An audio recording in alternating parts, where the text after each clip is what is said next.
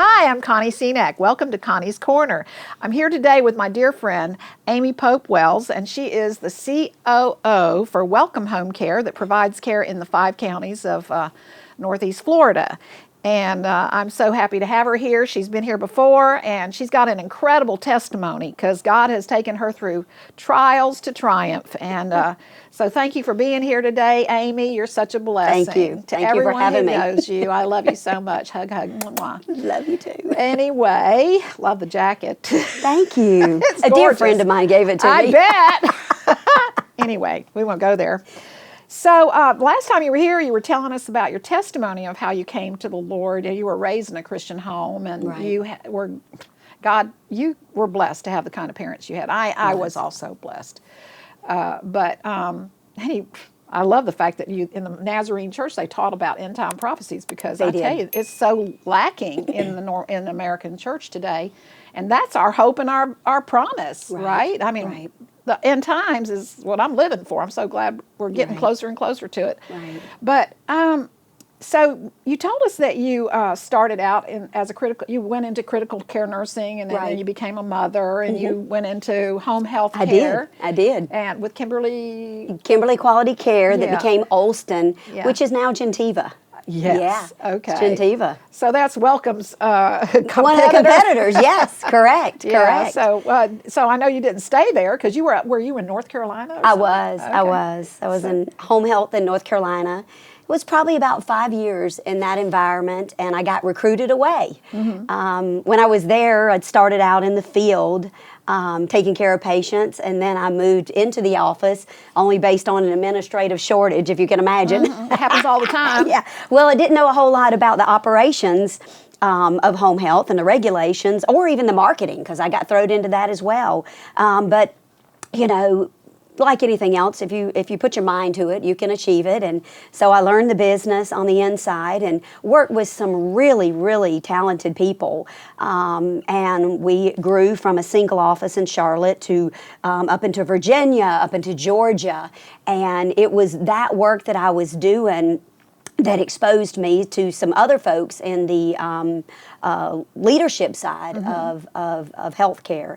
And it was at a time that I actually, after about 5 years there, I decided to, I guess what you'd consider dabbled myself into taking a position in North Carolina, but covering the Southeast territory, which was at the time North Carolina, South Carolina, Georgia, and upper part of Florida, for a company that was doing nurse recruitment.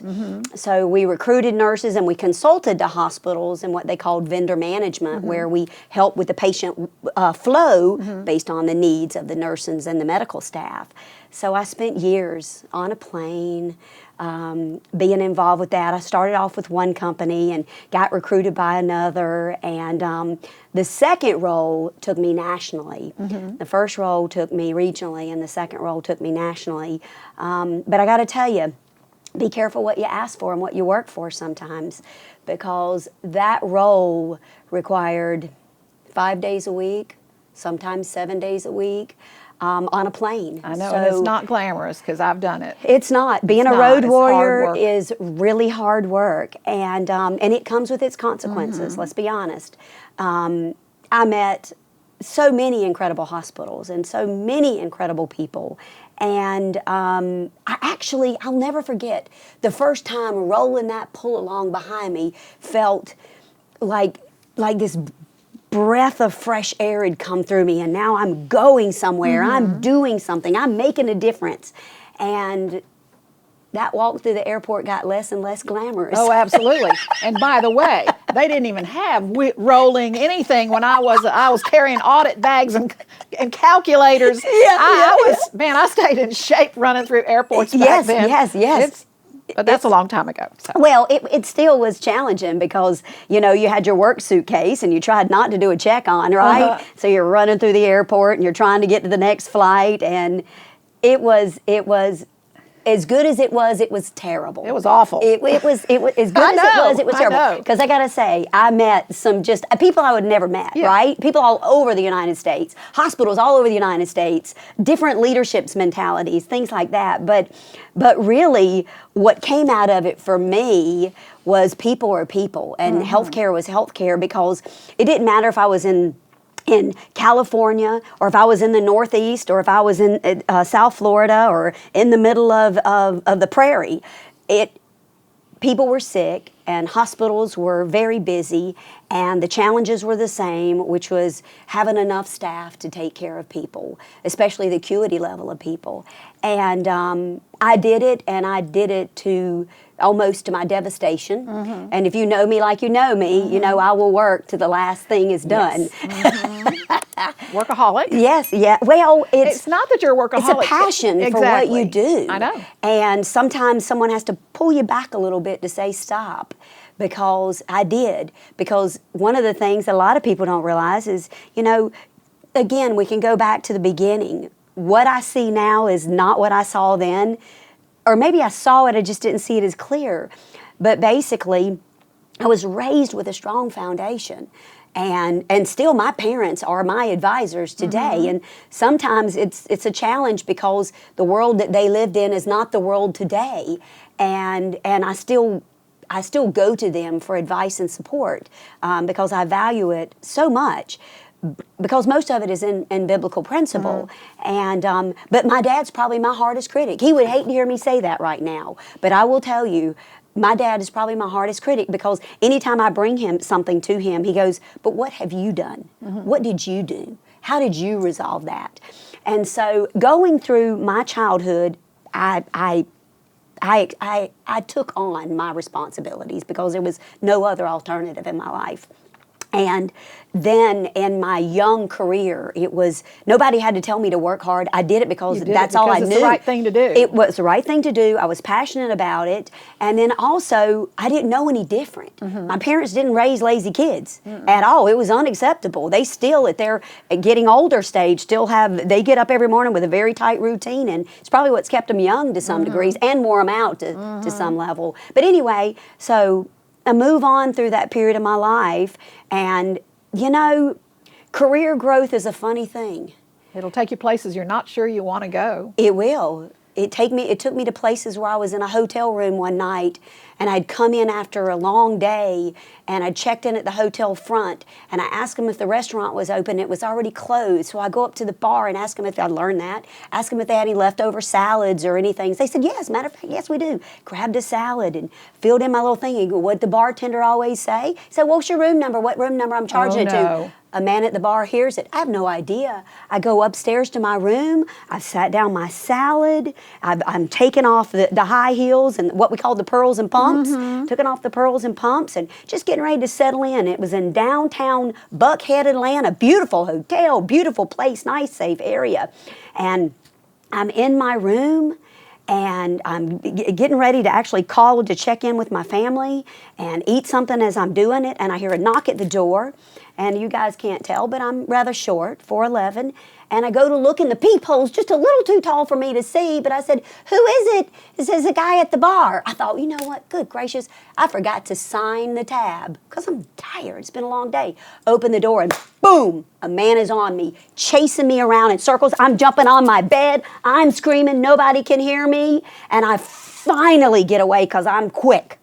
And I go downstairs, and I will tell you where I spent the rest of that night till my family come to get me, which was laying back in another room in another part of the hotel, looking under the crack of a door all night long, just praying that I could stay awake long enough till I got home. Oh my! Because I wasn't going to leave, and I wasn't in any state to drive myself, and I was in Atlanta, which was a good 4.5 hours from where I lived. I knew the next day of work was not going to be good. I was rattled. I had to have to deal with the police, had to deal with the hotel, had to deal with identifying the guy, and thought, how stupid of me. I'd never even thought about saying my name or my room number out loud, and yet that was turned against me. But anyway, it took me a few weeks to get over it. And back at it I was going, doing what I needed to do. Let me tell you a story about me. I was traveling for business as well.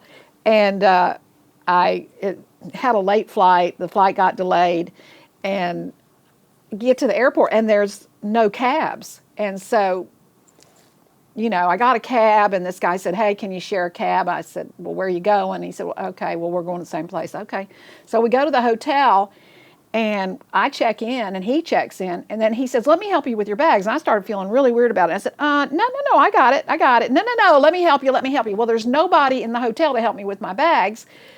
And so I said, okay, great. This is not looking good. So we get to the door of my room, and I just turned around and I said, "Let me tell you something. If you don't turn around, if you don't put my luggage down right now and turn around and get off this floor, I'm going to scream rape as loud as I can." Because you knew it was coming either way, because right? I thought this man is after Something me. bad's getting ready to happen.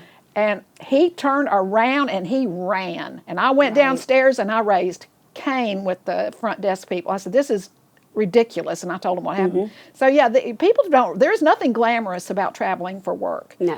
But I know that you ended up working for some company that ended up being involved, and you found out they were involved in abortions or something? Well, was that company? So, no, this was a different company, but during that time period, I'm in the second different big staffing role. I'd become a senior vice president of all sales and marketing for a company, and it's been fast forward 5 years. Hadn't been at the bedside of patients in a long time. My experience was working with regional teams of marketing and supporting the operations by still walking the hospitals and working on workflow. But I worked for an individual who was trying to grow a company to become publicly traded, which was, I honor that. I think that's great to try to take what you've started and grow it to something big. But it does come with a consequence. It comes with a consequence to your team and to the people and the very fabric of your organization. But so what ended up happening is during a time period where my direct boss was having some medical issues, I was asked to cover an area that I normally didn't cover because I was in charge of what we call VMS, Vendor Management Services. And it put me in some different roles. And in that time period, I had discovered some of the things that I personally felt were not ethically anything that myself or our team wanted to be involved in. And we knew there was turnover in that area, there was challenges in that area. And long story short, I got to tell you, between the work schedule on a plane, being faced with the demand of the intense growth trajectory we were going on, and not having a whole lot of sense. I was a young girl. You're looking at, 30-something soaking wet in your early 30s, and you've come a long way, right? And you now begin to reflect on what you're doing, how you're doing it. And so I brought up some issues that I thought were serious, and I was told that they'd be resolved and wouldn't be a problem anymore. And, well, they didn't. Please tell me, what were those issues? Those issues were organizations taking advantage of abortion. And the young ladies that were tied in abortion, and the term of the abortion, because if a mother carries a child longer, they can harvest organs. And they can turn something in this situation that, a lot of people think it's about about choice, right? A woman's right for choice. And I'm not here to tell you what a woman's choice is or isn't. Here's the way I look at this. And I had to spend a lot of time in prayer and thought, because remember, this is my job. I'm doing great. I'm growing. I'm incredibly stressed. I'm incredibly busy. It's fracturing my family. It's fracturing me. But at the same time, I'm going, I'm sitting here in these environments, and here's what I know. I know this. I know the principles and the foundations that were taught at me at the time, right? And then I kept thinking, I'm not standing here deciding what is right or wrong about choice. I'm sitting here deciding about the death of a child. The death of a child. I'm not here to argue about choice. I'm here to say, but where is the voice for the voiceless? Whose job is it to protect that innocent thing that had nothing there? Well, I will tell you, you know what? Sometimes you just rip the Band-Aid off and you make the choice that you know deep in your heart and your soul that it's not going to be well received. And you just do what you got to do. And, you know, I kind of look at it like facing the devil right in his face and saying, you know what? You know, I don't want to sit here and debate about this. I want to love people, and I want to honor people, and I don't want to be divisive. I don't want to have a divisive conversation about this. But what I do want to have is, in my heart and in my soul, this is not right. So when I sat there and evaluated the amount of travel time, the intense schedule, and the fraction, which, by the way, ended up in a divorce for me. It had fractured to the point of divorce. And I was having to think to myself, if this is the ultimate place I'm going to land, then I need my job. But knowing the situation, I ultimately said, you know what, God? You're in control.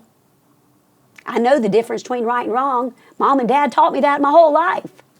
It's going to cost me a lot. Because when it's your sole income in your home, or a big income, because we had another big income, but I'm slicing it in half. What was my husband going to say? Oh, you've walked away from your job? You're going to let your biblical principles get in the way? Who are you to judge? All your job is to do this, this, and this. And here's what I knew. I had had a great career growth. I was still the person God created me to be. I was still following a path. But now it come to a point of decisions. And that decision was the strain that was on my family and life, my personal health, my mental health, and all the things that I knew between right and wrong. And I said, I'm out. I'm out, y'all. Have a good day. Actually had a big relief. I know the rest of that story, so I know we need to come back to it. So you just need to stick around, because we're going to do another show right now. Oh, okay. All right. Because I want you to continue to tell what this thing cost you. Because I know that it cost you a lot more than your job. Yes. You gave up more than your job. Yes, yes. So I want to invite you to come back. We're going to come right back for another show with another podcast with Amy, because she's going to tell you what this decision to walk away from this position cost her in life. Yes. Please, if you want more of this, like and subscribe to this channel, and we look forward to seeing you more in Connie's Corner.